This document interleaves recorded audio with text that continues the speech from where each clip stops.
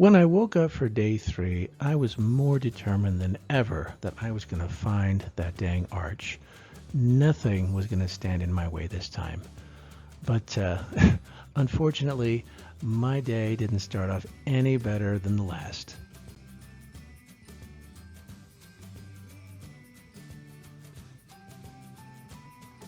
So this is where I'm heading again after another wrong turn. I'm going the wrong way again, and once again I'm using the GPS, and this time I actually did take that exit that said the Martin Luther King Bridge was closed. That exit is open, it's just the bridge that's closed. And started heading in the direction I thought it wanted me to go, but then I didn't understand a turn that I was supposed to take, and I ended up going this way. So I'm going to turn around now, and I'm going to give it try number 4 to get to the arch. So I fired up the GPS once again and trying to follow its exact instructions. And what it did this time is it took me down this narrow road, which would have been fine. The only problem is there's no way out. You see that concrete block right there? Yeah. Ain't getting past that, and neither are these other cars. And right now, my car is parked on a small crossroad where I'm not supposed to be parked, and I'm just trying to figure out my next move. And I'm really frustrated. How could it possibly be so difficult to get to the stinking arch? So I get out of my car, leaving it illegally parked, to go and talk to the guy in the green car there. You can see his arm sticking out the window. And as it happens, there was finally some good fortune in my efforts. The guy in the car happens to work for St. Louis Parking Enforcement. And what he's doing, sitting there, is he's monitoring the water levels of the Mississippi River. And he told me that within 3 days' time, the water level would reach up to where that white car is. And so there's been a lot of rainfall. And that may be why they were blocking it off. But I asked him if it was possible to get to the arch from here and also park my car somewhere. And he replied yes to both of those and directed me to the parking lot that is right here. I wouldn't have even have noticed it.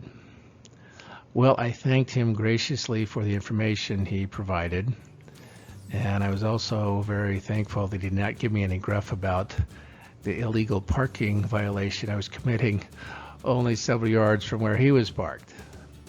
He may not have noticed. He was quite intently examining the river, what it was doing. It's also possible that he may have been feeling merciful towards an out-of-towner who obviously doesn't know his way around the city. But either way, I had somewhere to park, finally, and at last I could go and visit the arch. So I carefully drove my car down this very narrow cobblestone kind of a road and paid the man sitting in that booth $8 cash for a day of parking. As you can see, that arch over the door is pretty darn narrow, and I was actually a little worried that I might scrape my car on the side if I didn't drive through carefully. But nonetheless, like I said, I was just very glad I had somewhere to park. I took this picture from that garage. This is very close to where my car was parked, and this is just to give some perspective of where I'm at and where I'll be going. That was that's the bridge there that I accidentally crossed yesterday, and I will be walking underneath that to get to the destination. Okay, walking under the I-70 bridge, and I can now see the arch. It is up there on the right. It is in view. I'm getting closer. It's gonna happen. And now the arch is coming into a little fuller view. But as I'm getting closer, I'm starting to realize that something isn't quite right. There are over 130 million people who have visited the Arch since it opened. And there's probably several hundred people that visit the Arch every day. It can't be this difficult for everyone to get there. And where is everybody going to see the Arch? Am I the only one today? No. Something is wrong here. Something is very, very wrong. So I tried entering the Arch from an old entrance right under the south leg, but then I was told by a park employee that I needed to walk up this path and enter from the street. And it was as I was walking up this path, a light bulb turned on 100,000 watts. I finally figured out what was going on with the GPS.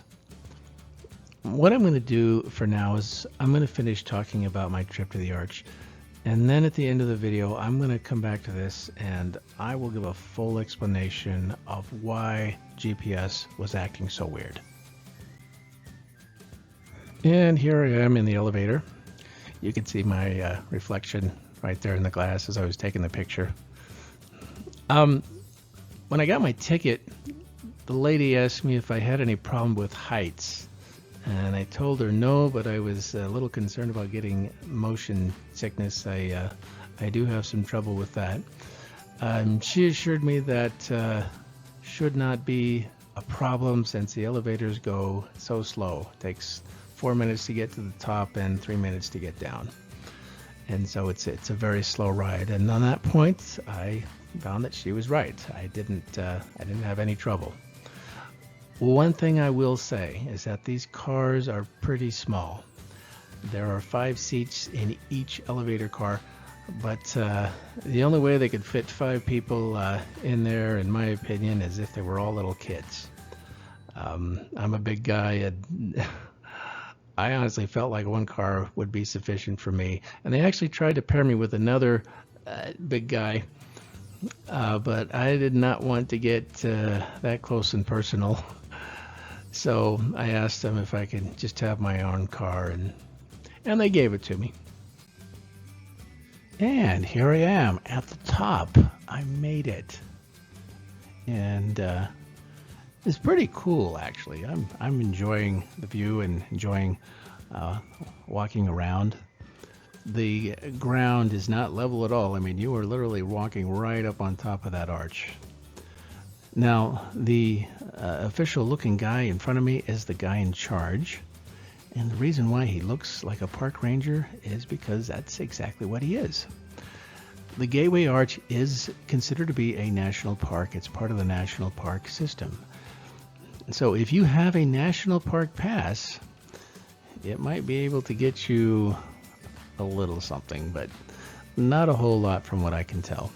I think I read on their website that with a pass, they will waive the $3 entrance fee to the park. And that'll get you into the museum and the store and the cafe that is all downstairs. But that's it. And the truth is, I don't even remember them charging me a $3 entrance fee. Maybe it was a free day or something, I don't know. But either way, to see the movie and to take a riverboat trip, and of course to get a ride to the top of the arch, that will all cost you some moolah, whether you have a park pass or not. And here's a shot I took looking straight down from the window. They have windows up there you can practically lay down across and look straight down from 630 feet up into the air. I know now why the lady asked me if I was afraid of heights. This is pretty cool, but it's also a pretty intense view. And here's a view looking east across the river. And here's a view looking west.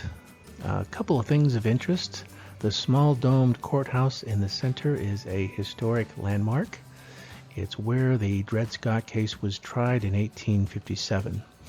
The decision in that case was not popular, not good, and it just brought the country that much closer to civil war. Now, I'm a bit of a Civil War buff, so that kind of thing interests me.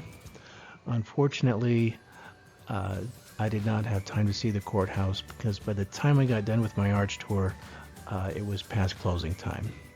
So I didn't get to see the courthouse, but I would love to see that on another visit. And on the left there, you can see Busch Stadium. That is where the Cardinals play. And I would have liked to have seen a Cardinals game, but they were on the road at the time of my trip. So that is also something that we'll have to perhaps wait until the next visit. And here I am outside the Arch after completing my tour. And I would have to say that I really enjoyed that. I would recommend visiting the Arch to anyone.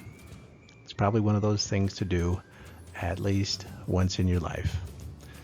Now, what I really wanted to do at this point was walk around the city for a bit, but it started to rain, and not just rain a little bit, it was absolutely pouring. I think it was pouring pretty good at the time I took this picture. So I abandoned that idea and headed back to my car.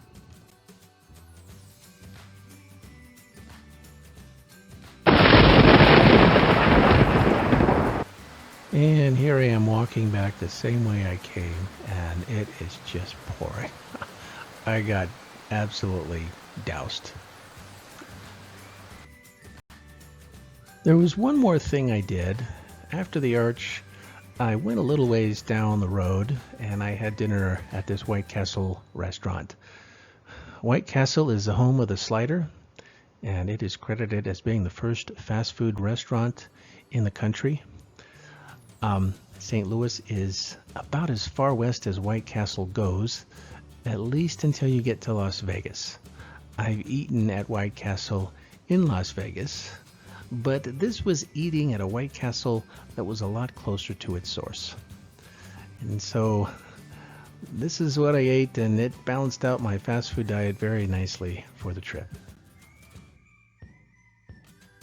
After eating, I walked outside and just across the street, and I took this last picture of the Arch. As you can see, this White Castle was not far away at all. And now I'm back to my room.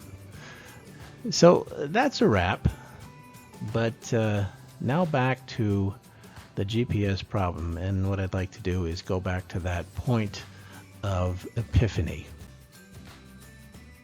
What I had been doing is I had been relying too much on my GPS. And so when I punched the GatewayArch into my phone, it didn't direct me to parking places. It tried taking me directly to the Arch. Now, the website for the Arch does say that there is no on-site parking. It gives a list of preferred parking areas, and that would have been helpful, but obviously I didn't go to the website. I just did what I always do, and I punched it into my phone. And when I did that, and GPS said, "Sure, I'll take you to the Arch. Trust me, I'm GPS. I would not lead you astray." And then it proceeded in taking me in all kinds of crazy directions under dark overpasses and through concrete walls. And, you know, if it wasn't for that parking enforcement guy, I probably would have ended up here, out in the middle of nowhere. It was Google Maps and GPS at its absolute worst. Now, this has actually happened to me before. When I was here at Disneyland, I took this picture on my last trip, and this is at the top of the Mickey and Friends parking structure. What happened was I punched in Disneyland in my GPS, and instead of taking me to the parking, it ended up taking me through this shipping and receiving employee entrance. I don't know what it was. but I knew I was in the wrong place, and so I turned around, and as I'm going out, a lady in this security booth stops me, and she says, "Where are you trying to get to?" And I says, "Well, I'm sorry, I took a wrong turn." And she says, "No, GPS took you in here, didn't it?" And I said, "Yeah." I was pretty embarrassed. Disneyland got that fixed ages ago, and so now when you punch you punch Disneyland into GPS, and it will take you to the parking garage and not in some strange entrance. And so, I mean, that was a while ago. That got fixed. It's been 4 or 5 years at least. And I had assumed that everyone else had gotten it fixed, but apparently not. Apparently, with the Arch, there's still a problem if you're going to use GPS. And one of the bigger problems is that there is no parking for the Arch, and so GPS would have to be a little more intuitive to fix that problem. Here's the website for the Arch. It's actually pretty good. I cannot fault the Arch for not having a very good website. And you see what it says right here? Plan your visit. Yeah, do that. Don't do like I did and just show up for it. Not a good idea. Here's a free picture of the Arch I found on the internet, taken by someone who was visiting the Arch on a day that was much nicer than the day I was there. So I had a nice time in St. Louis despite the setbacks. I am planning to go again. Maybe I'll plan better next time. But you know, I just don't like to plan. And even though my visit to the Arch would have gone much smoother, the other places I visited randomly, Cahokia Mounds and the Hazelwood Mall, well, there was just something a little more to those visits because they were random. But if you're traveling with other people, it's definitely wise to plan. Most people who travel like to have some direction. And even if you are traveling alone, there's always a risk to doing things randomly. You never know what you're going to run into. So this is just how I like to travel. I'm not recommending it to anyone else. And I also better say something about relying too much on GPS. I knew after the first day that something was wrong, but I was so amused by what GPS was doing, I decided to just play the fool and go along with it until I figured out what the problem was. And that was a risk. It was a risk that I took. But yes, it's a bigger problem in general about relying too much on modern technology and not using our wits when we know that something doesn't feel right. I wish I had gotten a picture of it, but there was one point where the GPS actually instructed me to turn into a wall. I'm not kidding. I mean, just right into a concrete wall. There's a casino in downtown St. Louis. GPS had me drive past that casino and then instructed me to turn right into a wall that looked a lot like this one. So, of course, I didn't do that. And if GPS ever told you to turn into a brick wall, you shouldn't do that either. Anytime technology is telling you to do something that seems really strange or you don't feel good about it, always go with your gut. There were a lot of things I missed on this St. Louis trip, and I would really like to do those things the next time. So for my next trip to St. Louis, I would like to see the zoo. I know they have a famous zoo, and also it's free. Can't beat that. The only reason I didn't visit the zoo was because of that wrong turn I took on I-70. And even though it was a happy mistake and I really enjoyed Cahokia, I would have visited the zoo if it wasn't for that. So next time, I'll see the zoo. I would also like to see a Cardinals game if hopefully they're in town next time. I would really like to see that historic courthouse, and I would really like to eat at some better restaurants. Don't get me wrong, the fast food in St. Louis was superb, but the next time I should probably get on TripAdvisor or Yelp and see what people are recommending there. And this is the end of my St. Louis videos. It's been a lot of fun making them, and I am looking forward to making more videos about other adventurous road trips. You know, I think I could enjoy just about any place on Earth, as long as I get there by taking a road trip. Thanks for watching.